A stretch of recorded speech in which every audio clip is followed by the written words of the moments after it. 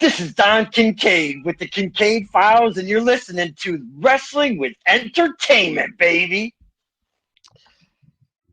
Thus, with No, every,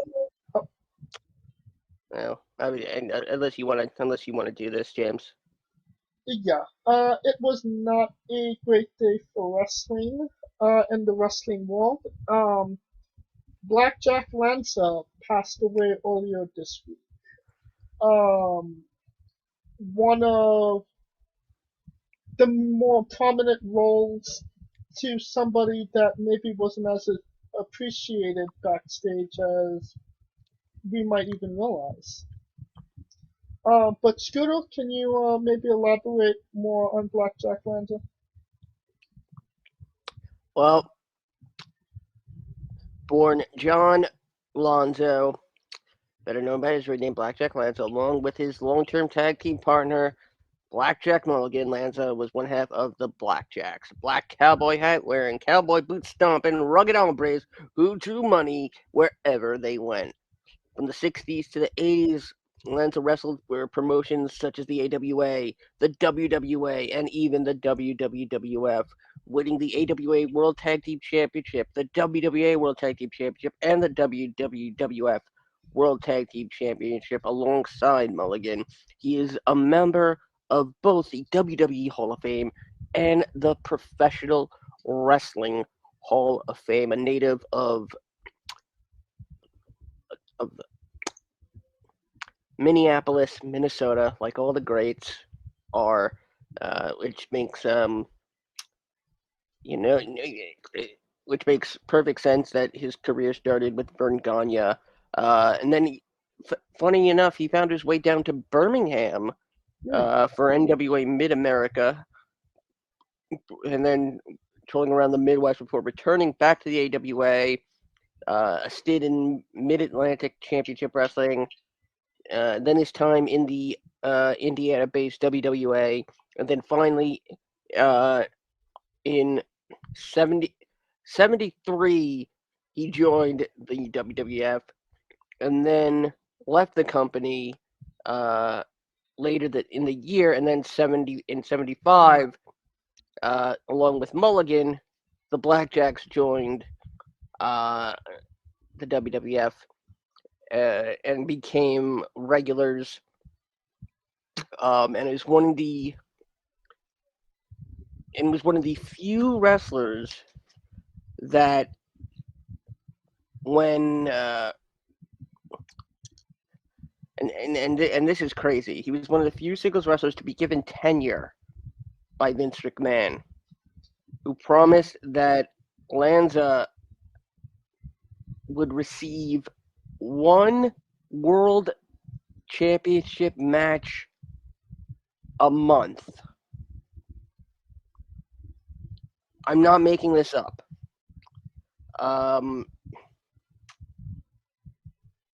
There was some time in there where he would wrestle for Big Time Wrestling in the late 70s. Would work for Georgia Championship Wrestling. He would return to the AWA, feuding with former manager Bobby Heenan. And the Blackjacks would end up breaking up in '84, and Lanza would retire from wrestling in 1985. After that, Lanza would work for the WWF for the rest of his life. Literally for the rest of his life as a road agent and producer. In 2004, Lanza inducted Bobby Heenan into the WWE Hall of Fame, and then 2 years later, Lanza, along with Blackjack Mulligan, were inducted into the WWE Hall of Fame by Bobby Heenan. He was inducted into the Professional Wrestling Hall of Fame in 2016 as a member of the Blackjacks. Stan Hansen did the honors for him as Lanza was too ill to attend. Lanza married his wife, Barbara Jean, on September 28th, 1957, and they were married ever since, almost 64 years. That's incredible. And then this past Wednesday, Lanza unfortunately departed this world to the next. He was 86 years old. I mean, wrestling, when we talk about a wrestling that's usually there's a strain of tragedy connected to it. Nothing bad with Lanza. I mean, if anything, this was a success story. Oh, absolutely. I mean, Lanza didn't, it didn't cause problems wherever he worked. He was revered by all the promoters he worked for. He wasn't a womanizer. He wasn't drunk. He wasn't he wasn't coked out. He was, dare I say, straight edge before straight edge was a thing. I mean, yeah, okay, I'll admit being billed as a blackjack, he probably had a beer or two. Let's not kid ourselves here. Yeah. But then again, he was also from Minnesota, where they, eat fish that's been, pickled in, drain cleaner. So, so still, and the thing is that Lanza gets remembered for his, time as an agent. But when it came to the Blackjacks, people really thought of Mulligan more because he's the Wyndham. He's got the legacy. Right. He's got the family legacy. Lanza, and and if you ask me, Lanza was the superior of the Blackjacks, and probably should have had more attempts at a singles career, but he was happy with his career. He was happy with his life, and you know what? That is a life well lived. I can't agree more. Of course, our thoughts and prayers are with the family. Um, Now onto an even more subject. Jeff Hardy was released by WWE yesterday, I believe. It came after being sent home after quote unquote a rough night at a live event. Um, Honestly, it's just sad because it was supposed. This was kind of the redemption chore, and it just wasn't that. And the sad part is, and I'm gonna be real here for a minute. Um, as somebody who personally knows what Jeff Hardy's struggles have been like, as someone in recovery, outside of the wrestling world, it is heartbreaking. It is absolutely heartbreaking to see that Jeff, who we all thought was finally on an upward, an upward bound towards, a life beyond, any sort of addiction. The thing they tell you is that addicts never stop being addicts, and that's absolutely true. Yeah.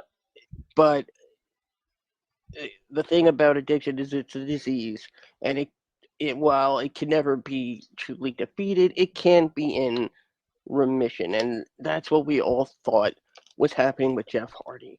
And the really sad part is that the is that WWE offered Jeff Hardy help and offered to send him to rehab. By all means, they, they by all means, Jeff probably you know if I was Vince, I'd be debating whether or not to actually give Jeff help. Because he's I don't want to say it's cried wolf, but he's bit the hand that feeds him a couple too many times. But the fact that Jeff turned it down, You think the reason that he got fired was because he turned it down? Because that was ultimately what made him get fired in 2003 as well. I would not be surprised.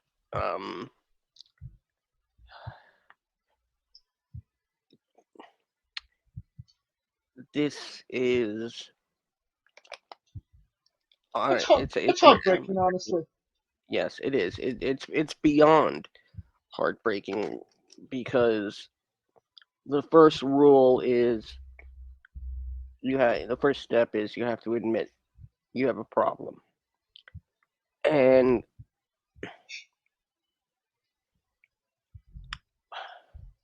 Well, I'll bring this up. Jeff, it seemed like he was in a good place. He was getting to where he needed to be. But it kind of seems whenever he kind of goes back to WWE or even wrestling in general, that's kind of when his problems kind of start when it comes to these addiction issues. Could wrestling kind of be Jeff Hardy's trickle? enabler.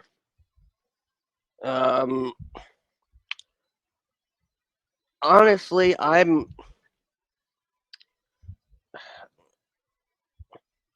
as much as I would love to think that there's something else at hand here, and that it's and that illegal substances are not the reason Jeff Hardy is now out of a job. There's only so many times you can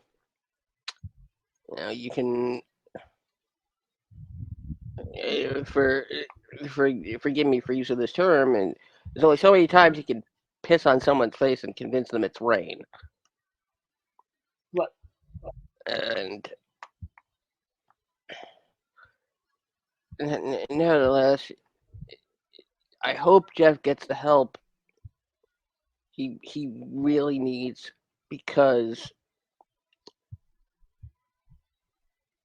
he's running out of time. Yeah. At this point. I mean, this could have essentially been his out of the alarm clock going off for him, honestly. I will say this. I think Jeff Hardy needs to stay away from a wrestling ring altogether. I think Jeff needs to retire altogether. And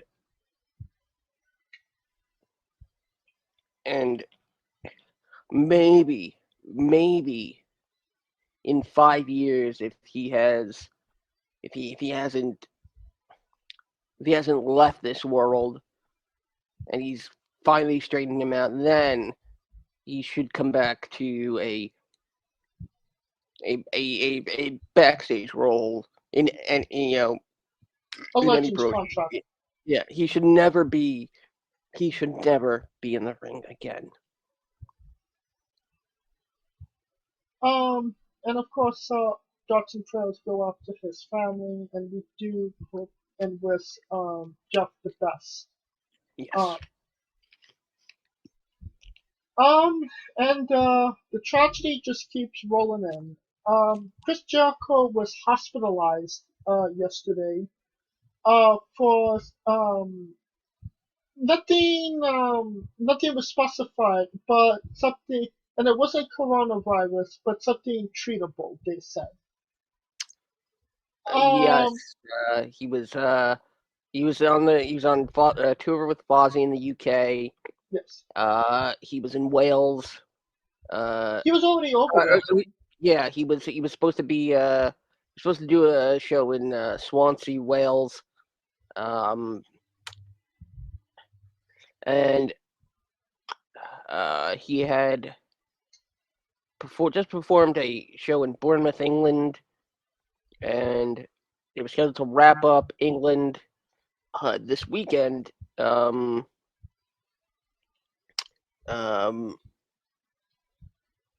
But he was seen outside the Hard Rock Cafe on Oxford Street, and appeared fine in the photo, but was hospitalized at hospitalization several hours later. And was apparently also active on Twitter as of 1 hour before his hospitalization. So it's kind of just obviously a sudden thing. Yeah, and nothing. Again, it's not COVID. He will we will be updated as this happens. We wish Chris a speedy recovery, and and Yes. if we need to sing him back to health, we will. I mean, I don't know about you, but I could go on singing "I'm a fat faced dipshit, yeah, yeah, yeah" forever. Oh, can't agree more. Next thing on the, and we of course was Chris the Best and hope for a speedy recovery. I don't think it's going to be too much longer. As somebody who was born in the same hospital as Chris Jericho, yes, he will have a speedy recovery. I guarantee it. Maybe some good, actually some good news. Trent is back. Yes. He made his return to AEW Dynamite this past Wednesday, unveiling a new look, leaner, hopefully healthier. Scooter, your thoughts? Well, having known Trent, because he's NYWC born and raised, good lord, man. Like,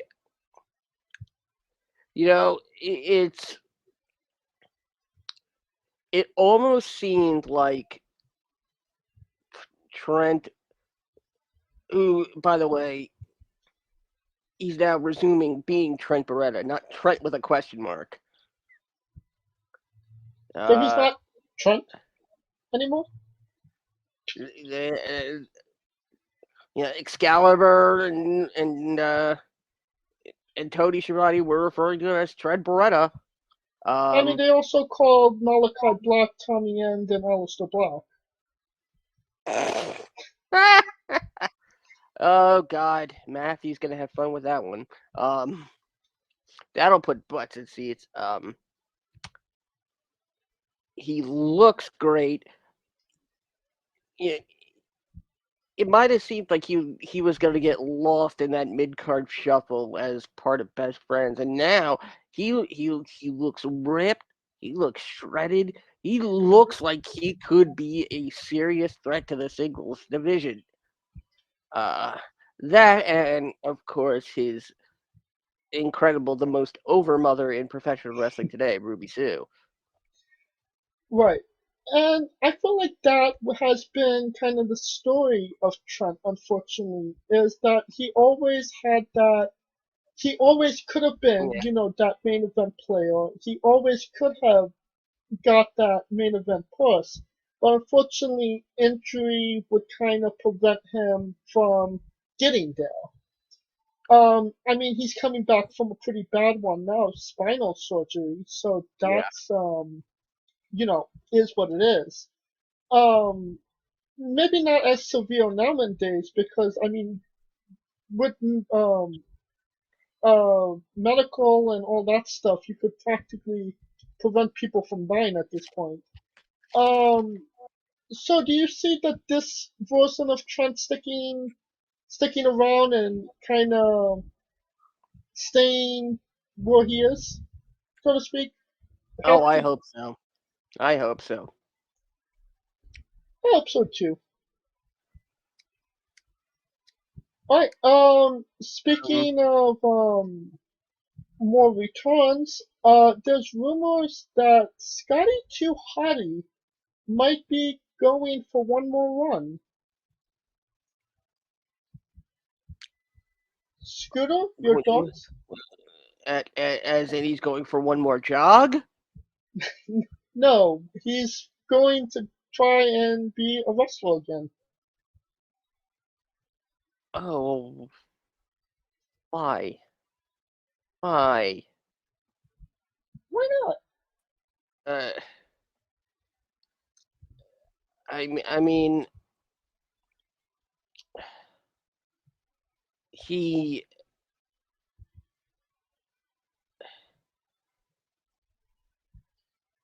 I mean, his non-compete clause ends. Uh, you know, December 23rd. There's a no compete clause for agents. Yeah, which makes me think he was. Which makes me think he was clear to wrestle. Was he not cleared to wrestle? I'm assuming with agents that they also have to pass a physical in case they need to be involved in any on-air skirmishes. I Hence why mean, we've seen Pat Buck and Adam Pearce, but he was also an agent Jamie for Noble. NXT, not WWE. And Yeah, but then again, with Sean running things, you could probably, probably said, "Oh yeah, if you ever want to wrestle, just let us know. We could do something." You know, I mean, it's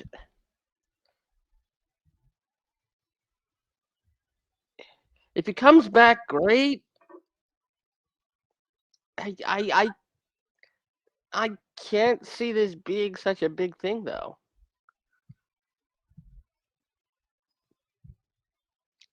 I mean, I mean, I'm not mad at a Scotty 2 Hottie return. And, one last hurrah kind of put a bow on that career.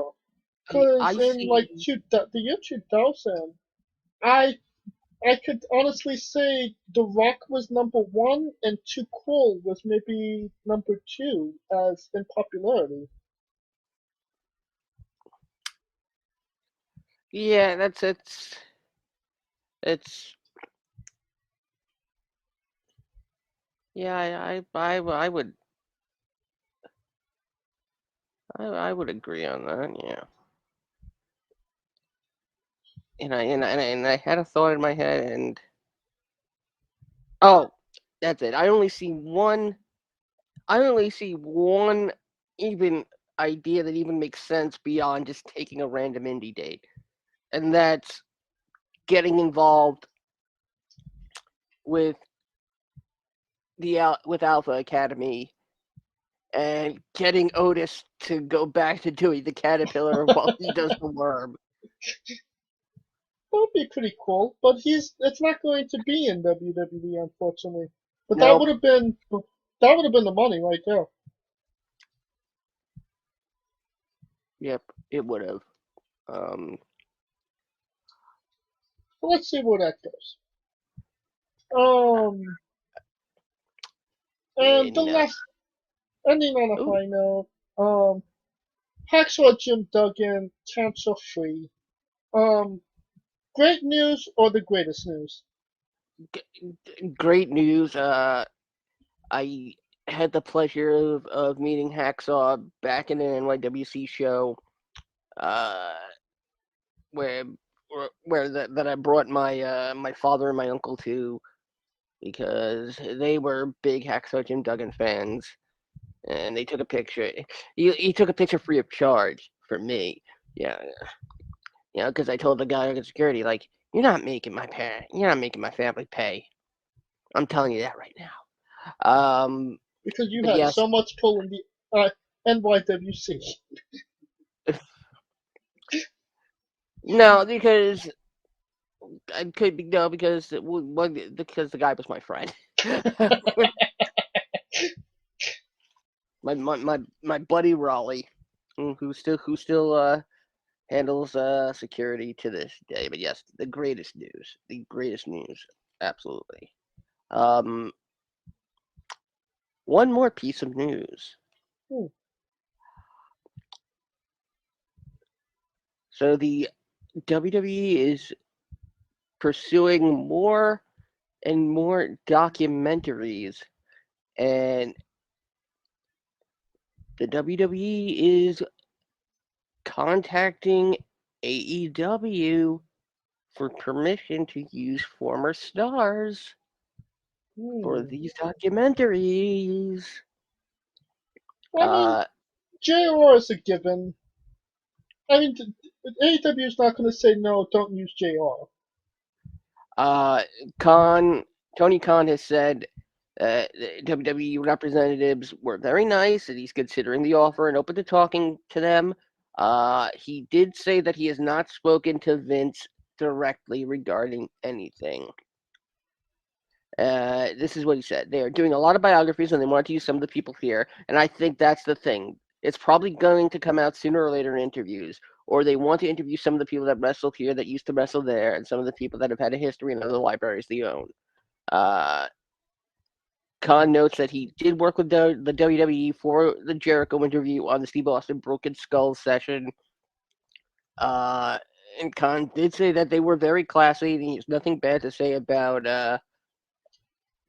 He says he says you don't know if they'll see going head to head in terms of competing with the WWE, but he is considering a bunch of the requests on the biographies. So it's very good to see that working relationship, at least in terms of putting the fans before you know you know uh, Petty business rivalry. and and yes, we did reveal that Diamond Dallas Page is set to be the next Broken Skull session. I believe it's the first episode of the new season of the Broken Skull sessions, if they're even going by season. Of course, on Peacock, everything's in seasons. Yes. Uh, uh, WrestleMania season 37. uh, However, Diamond Dallas Page was not under AEW contract when they filmed. You think that it's just there because it seemed like Tony Khan wasn't really showing his hand in that interview. That we might just see AEW guys on like maybe a Broken Skull Lance, like a Kenny Omega or a Cody. Cody, I can see. Kenny Omega, definitely not. I mean, a year ago we would have said, could we see Chris Jericho on the Broken Skull sessions, and the answer would probably be Oh, no. that was in the works before Jericho even joined AEW. But That was in the works before Jericho even joined AEW. So there's some wiggle room there. In terms of it just feels like there's no AEW talent, limits. No. you know, are we going to see Johnny Hungy on the Broken Skull sessions? No chance in hell. That I agree with you. We have not Uh, seen John Silver. yeah, Damn kid, why are you I so mean, damn hungry? uh, That was a terrible impersonation. I mean, also be like, hey, Johnny, where's your neck? I'm sorry, John. You look like you've lost your neck. I'm sorry. I'm sorry. He looks like two hornswoggles. Oh, Oh, he's gonna kill me. one on top of the other. At least Alex stays the same. Yeah, no, yeah. That John Silver is actually two kids in a bodysuit on top of each other's shoulders. Well, that explains why he wanted to be Bambi. God. Oh God. Oh, I'm gonna die. Wait until the episode's over. Thank you. Yeah, we're not gonna see. Uh, you know, I could see maybe. God. Oh, no, I was gonna say maybe Andrade, Maybe Alistair? possibly. No, Malachi? uh, like maybe if they did Alistair and Zelina, I could see them doing Andrade with Charlotte. Well, they broke up supposedly, Oh, great. Awesome. Yay. So she stays. Hooray. and Good, good, he's good. fired. Uh, uh, gives me a chance to continue being picking Charlotte Flair for Tyler Breeze's Twitch Royal Rumbles. Ooh. Well, no. Which I If they're doing a Selena Vega documentary, which I mean, she won the Queen of. She's the first ever Queen of the Ring in WWE.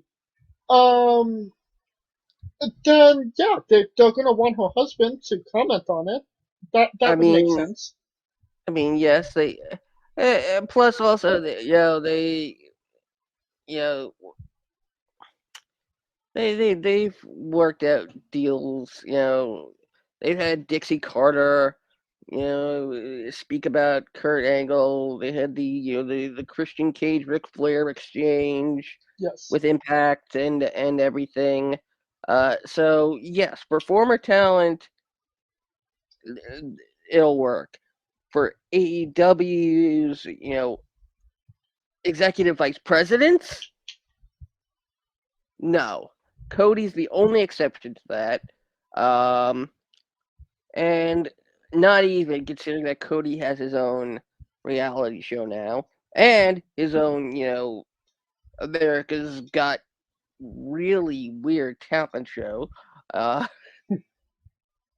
He's gone really Hollywood, hasn't he? Yes, yes. He's more Hollywood Hollywood Hulk, than I am, and I'm the next city over. Hollywood Hulk Cody. Uh, I mean, he's on a show called Go Big Show, and every time it's mentioned, Paul White goes, "Where?" Um, Uh, if they do a talent exchange, WWE and AEW, who should AEW go for? That's an interesting little concept there. well, the thing is that there. What we're talking about is allowing talent to be on WWE programming. We're not talking about an exchange. Right, but Uh, I'm because talking in the scenario of the Ric if Flair if Christian thing. I mean if AEW ever starts doing a Hall of Fame, then we'll see something. Okay. I mean, there really hasn't been any big, you know, AEW to WWE moves yet. There hasn't. We will see. And and you know when that happens, and make no mistake, it will happen. Oh, It absolutely. it absolutely will happen. It's they're waiting for the final levy to break on that dam because it's gonna happen, and some might even say that WWE is in prime position for this. And who knows, maybe the WWE is even somehow unknowingly responsible. Well, let's face it, yes, they are responsible for the influx, so the overabundance of talent that AEW has, that eventually that glass ceiling on the talent limitations, that's gonna fucking break. Yeah. Uh, wait, yes, there was one major AEW release uh over the week. The hairlines of the Young Bucks have said goodbye. Oh, we wish them best in their future endeavors. Yes. We don't know where they're going, but we know they ain't coming back. Alright. That will conclude the news coverage of tonight.